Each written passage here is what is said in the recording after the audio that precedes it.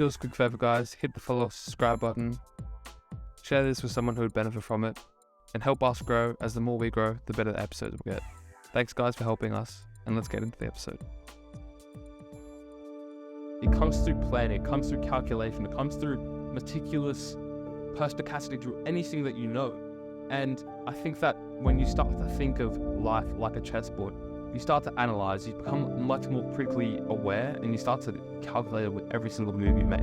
If we're starting to bring this awareness, we will start to be more efficient with our time, we'll start to be more adaptable, and we'll change more. Every single move we want to be taking with a positive skew. If we're able to do that on the chessboard, we're able to do that in life. Think ahead, plan ahead, adapt, evolve, and choose wisely. Be calculated.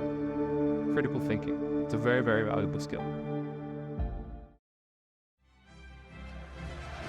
And he's here. He is here.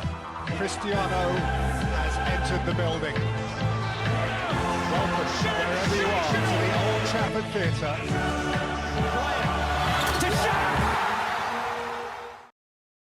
Welcome to this episode of Sculpt the Podcast. In this episode, we are going through what is your next 5 moves. So, what does this mean? What's your next 5 moves? This is a chess reference. What are your next 5 moves on the chessboard? Now, I do this for myself. Subconsciously, I've been doing it for a long time. Although, recently, through a good book that I've read, which I can recommend to you. It's by Patrick Bet-David, and it is called What's Your Next 5 Moves? This is an important part of strategy. This is an important part of calculation, and it could be, let's say, integrated through different parameters. So, firstly, the chessboard. The chessboard represents our life. What do we have to do to win the game? What do we have to do to win life? First of all, we assess the chessboard. Then, we make the next best move. Plan. Think ahead. Thinking all of the possibilities through. And being calculated. At the end of the day, at the end of the chessboard, at the end of life, if you don't achieve the results that you want, it is because you made a mistake somewhere. If I lose a game of chess, I know that somewhere on the board, I have taken the wrong move.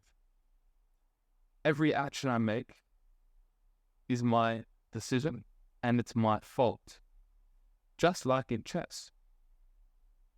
Now, I won't go into influence, I won't go into all of the previous things that I've mentioned before, but at its basic methodology, every action I take is my fault.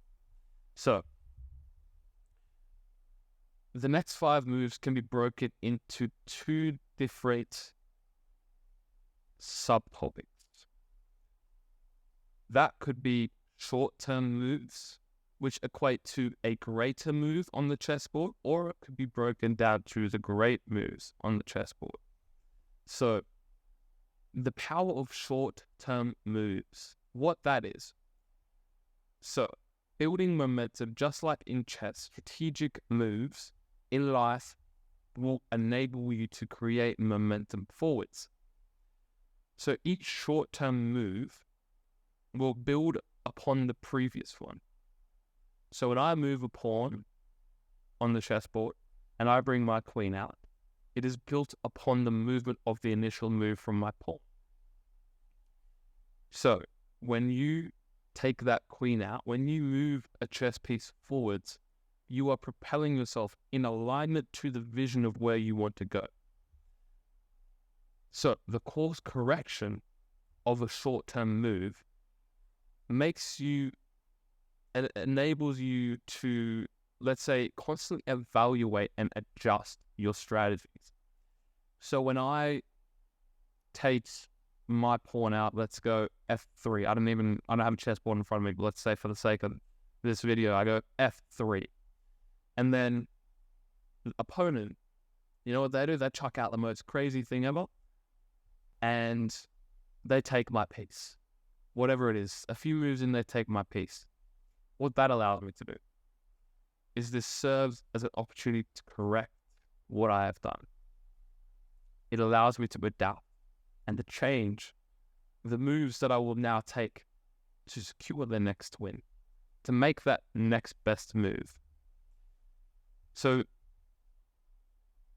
you're allowing yourself with these short-term moves to be corrected, to re-strategize.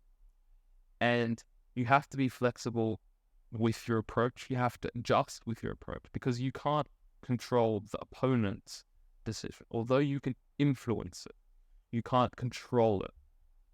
So when you are able to analyze every single move that you've made, and you're able to analyze all of the moves of which you may be able to make in the future, you start to bring awareness to this. So when you make a move, every time you make it, it's either getting you closer to where you want to go or further from where you want to go. So each step enables you to assess your movements. It enables you to assess your past movements or strategize for your future movements. So analyze how you got there. That's the main thing. Analyze how you got there. Was it because of their move or was it because of my strategy? Now, analyze the best next move forwards. That goes in the big moves, that goes in the short moves. Seizing opportunities. You know, life will always win. Life is full of unexpected things and they can arise at any moment, and that is life. It sucks, but that's life. But life can also throw you brilliant opportunities for you to pounce. These calculated short-term moves can get you into position for you to execute or exploit any weaknesses. What that could look like is, let's say someone makes a poor move which exposes their king. Let's say it exposes their king and your queen's out. And let's say that you've trapped and you've pinned one of their pieces so that they can't move, and you're pinning the king with your next move. You haven't exploited them. You've seen a situation and you've exploited it. And this is enabling you to make the next best move. Life will throw you these short-term wins, and all of the moves of which you've done prior have gotten you to this short-term win. So your short-term moves will get you closer to your big-term moves. Now, this comes into the art of timing and planning. Timing plays a crucial role in both chess and life. Recognizing opportunities and moments can lead to success, but also taking attractive moves, such as taking the queen, may lead to a compromisation later down the path. So if I take someone's queen, let's say they can take my queen immediately back. And with that bishop that they've taken my queen with, they're able to pin my king. Well, that attractive move of me taking their queen has actually compromised me in my next move, so that I can't move my king. And if I move a more valuable piece to block that check, I then lose I lose a valuable piece, and then they execute and get my valuable piece that I put in the way, and now they've pinned me. Then all they need is another move, or maybe they've already checkmated me. This is how life can work. If you take an attractive piece that you may think will help you, if you don't think 5 steps ahead, you've actually self-inflicted yourself with a negative outcome. So when you're able to plan several moves ahead in chess, it translates to setting goals and outlining a roadmap for yourself. So sacrifices may be necessary in the short term. Now that could look like, on the flip side of that person sacrificing their queen to pin the king, you could be that person. You might have to sacrifice your queen to pin the king. You might have to sacrifice a bishop. You know what? The pawns are there for sacrifices a lot of times. But you know what? A really good pawn can also win you the game. So incorporating strategic thinking for chess empowers critical thinking in real life execution. So being adaptable and resilient in life translates to the chessboard quite well. So sharpening your mental sword equips you with critical thinking. This enables you to assess situations, to adapt to changing circumstances. You're able to anticipate your opponent's moves and adjust to their strategy accordingly, which is strategic thinking, which enables you to navigate the challenge. You can seize opportunities and make calculated decisions, all of which lead to success. Now, this is important, okay? When I'm able to have a strategy, but this strategy gets cut down, then I strategize again. I think, what's my next 5 moves? When you start thinking like this, your habits, your critical thinking will grow exponentially. You become much smarter. Your awareness grows, your critical thinking grows, you become much more calculated. When you think like this, you gain a lot of knowledge. So, thinking ahead to execute your vision, thinking several moves ahead in chess helps you create a winning strategy, which should be evident for most people who have played chess before. Now, in January of this year, this was when I first taught myself chess. Previously, I played chess with my dad a little bit when I was younger, although I never got to a break point. I was pretty okay. I don't think I ever got to beat my dad. My dad was pretty good at chess.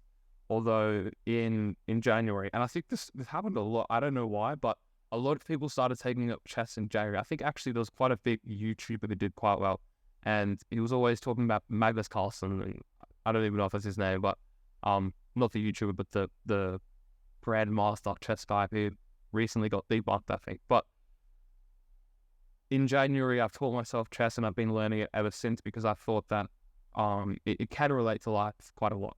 And when I heard Patrick Bet-David talking about your next 5 moves, it coincided quite well.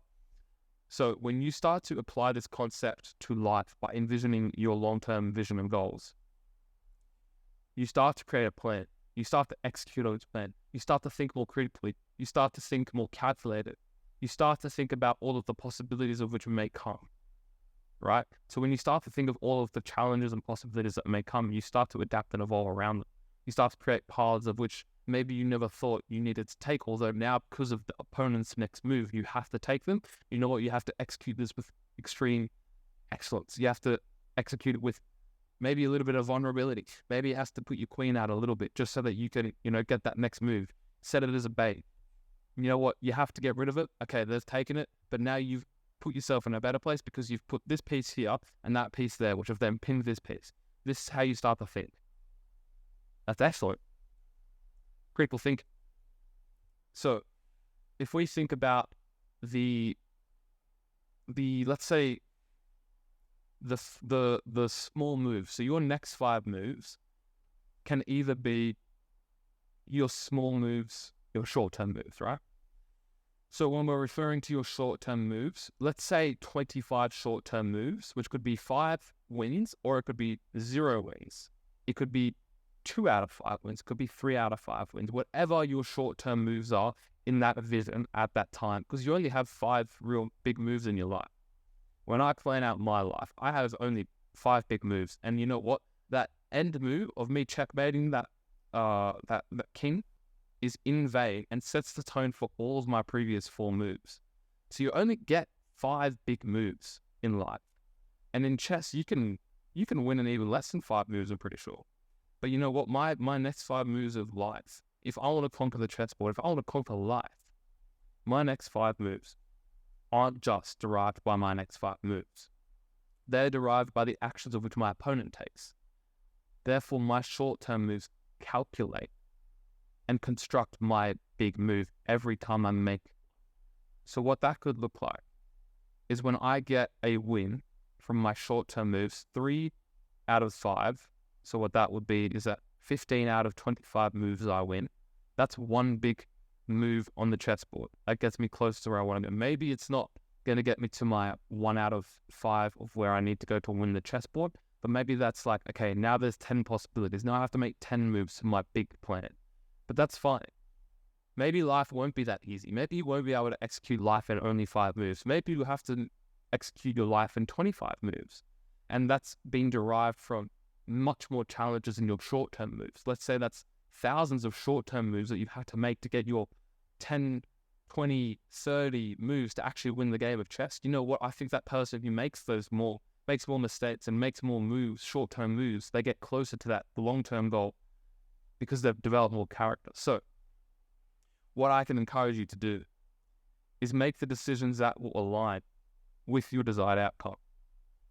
So when you look at your long-term plan, you have to think about how you will be mentally when you want to execute this.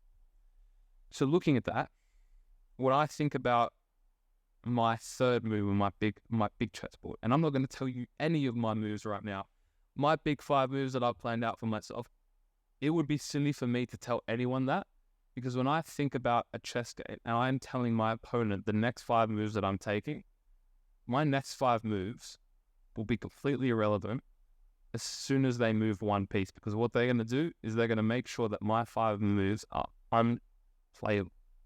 They want to make sure that even the end goal of what I achieve is not even feasible. So what they're going to do is make sure that nothing is possible. So you're not going to know my next 5 moves. So going into the fact of where you have to evaluate your next 5 moves, you have to think about where you will be when you make each big move in your life. So will I have family? I do have family. I mean, will I have wife and kids when I make my second move in life? Therefore, I have to compensate for that. And will you be willing to sacrifice the things for this vision in X amount of years? So you have to think really, really deeply ahead. So if I think about me, if I was to make my next 5 moves as a 14-year-old child, I would have never considered, you know what, when I make move 3, I have to start thinking about my kids, because if I spend $100,000 into investing into this company and I have only $2,000 to live with every week, but I have kids, that's just not going to work. So when you start calculating your moves, you have to be in a place where you can start feasibly gaining awareness of where you might be when you have to make those moves. So you have to be very, very calculated here. What I want to emphasize is the importance of proactive thinking and planning for future success. And now what I can go into is the analogies of chess and life. And I've got them written down here, so I'll read them out to you. So life is like a chessboard. Every move counts, and each decision we make determines our position and potential for success, which also flips, right? So every move that I make, as I've said, I'm responsible for. Therefore, I bear the consequences, good or bad. If I make a good move that gets me closer to winning the game, I will take complete responsibility for making that move. But also, if I make a move that takes me further away and I don't reap the reward for that move, I am taking responsibility for that, because I've set my opponent's move and I've taken the wrong move accordance to the board at the time. I didn't make the best move on the board, therefore that is my fault. Now, it doesn't have to be a horrible thing, it doesn't have to be a negative thing, but taking responsibility for that puts me in a better position to take that next move. Because if I don't think that's my fault, then I've given up. So if you take responsibility for every single move, you start taking accountability, you start going to the direction where you want to go. Timing and patience. So just like chess, timing is crucial in life. Sometimes waiting for the right movement to make a move can lead to greater opportunities and outcome. And again, flipping that, taking the different move or the wrong move where I sacrifice the wrong piece at the wrong time, or I take the right piece at the wrong time, it could lead to jeopardization. So if sacrifice for greater gain, when you have chess and you're sacrificing a piece, it can be strategic to move and gain an advantage. So similarly, in life, sacrificing short-term comfort or immediate gratification can lead to long-term success and personal growth. So planning and strategy, successful chess players plan their moves. They do it in advance and they adapt to their opponent. When I think of the grand chess masters and I think, are they actually planning their moves? They can't typically plan too much ahead because they have to adapt from what their opponent is doing. In chess, you can have techniques and strategies, although those go out the window as soon as your opponent starts taking charge and starts strategizing themselves. So you have to be adaptable and you have to plan and strategize to adapt. And that's because every move is based on your opponents.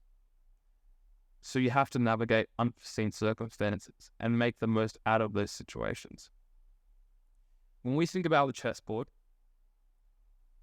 every single piece can correlate to a life piece, essentially. So when we think about the king represents our ultimate goal or purpose in life. So it requires protection and prioritization. The queen symbolizes trusted allies, mentors, or confidants who provide support and guidance. These are important. These people aren't people who you want to typically sacrifice, right? Just like in the game of chess, when you sacrifice a queen, most people are at a severe disadvantage. So when you sacrifice a queen, you must do it for the right reason. And that doesn't come with, I'm sacrificing my mentor, therefore I'm getting rid of them completely. That's maybe because if I get rid of this mentor, it puts me in a better position to execute this. Now, of course, this is very situational. Saying that you have to sacrifice your queen in every single game would be very ignorant. Having your chess pieces in line, having your queen, let's say 9 out of 10 games you can win, or you will win with your queen, 1 out of 10 you won't. Okay, that's fine. So 1 out of 10 times you might have to sacrifice a queen to win a game. But let's say 9 out of 10 times, you probably won't have to sacrifice your queen. In fact, your queen will probably be your biggest asset. Rooks. They signify close friends and family who offer stability and strong foundation. They can move. They're quite well. They're very, very important, right? Knights. They represent your mentors, coaches, or advisors who bring new perspective and help overcome obstacles. When we think about our knights, how do they move? They move in L's. Okay. They also can move backwards. Now that's an important one because no other chess piece moves backwards like our knights do. That's important. So when we think about 2 steps back, 4 steps forwards, 1 step back, 2 steps forwards, our knights can do this. Our coaches can do this. Let's say we advance one of our knights.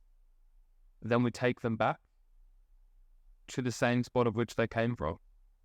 Okay, that's okay. We move on. Okay. We have to think calculated. Bishops, they serve as a guide, right? They can offer guidance. They can be there for advice, things like this. Pawns, they probably and they can, I think, most indefinitely reflect the people who we encounter day-to-day life. We don't put too much value on them, although we definitely learn lessons from them. If I learn from every single pawn in my chess piece and my chessboard, then I will learn for them. And I've sacrificed them. I don't need them anymore, but you know what? They help me get to where I want to go. But again, each piece here, and especially a pawn, now, they all have their own value, but a pawn, as much as it could be no use to you in a chess game, which probably wouldn't be, it can also be a very important piece, because as soon as you progress your pawn to the end line of the other opponent's board, what does that piece come? You can choose for that piece to become a queen. So that pawn has progressed. It's now become your most valuable asset. Now you've got 2 queens on your board. That's pretty crazy. So your pawn, if it takes the right path, if it gets protected enough, or maybe if it gets ignored enough, that could be someone in your life who you've completely ignored and you've written off. But you know what? 10 years later, they've come up and they're your most powerful piece. That's brilliant. Now, you can't neglect those people. You still have to nurture that. Just like you don't, if you want to get that piece to the other side of the chessboard, you wouldn't get rid of it. Because as soon as you get rid of it and sacrifice it, that opportunity for it to become a queen is eradicated. So if you think about the amount of pawns that you have on the board is a potential X amount of queens, maybe in a game you can only ever get 1 pawn or 2 pawns to ever become a queen. Therefore, you have to choose wisely of who you sacrifice and who you nurture. So when you choose to nurture 2 pawns throughout your path and they become your queen, now you've got 2 very, very powerful pieces, 3 very, very powerful pieces, including your original queen. So when you choose wisely and you start to nurture the relationships with specific people who you may encounter day-to-day life. They could become your most valuable asset. So what I want to leave you guys with, which is the main message of your next 5 moves. It comes through planning, it comes through calculation, it comes through meticulous perspicacity through anything that you know. And I think that when you start to think of life like a chessboard, you start to analyze, you become much more critically aware, and you start to calculate with every single move you make. If we're starting to bring this awareness, we will start to be more efficient with our time. We'll start to be more adaptable, and we'll change more. Every single move we want to be taking with a positive skew. If we're able to do that in life, or if we're able to do that on the chessboard, we're able to do that in life. Think ahead, plan ahead, adapt, evolve, and choose wisely. Be calculated. Critical thinking. It's a very, very valuable skill.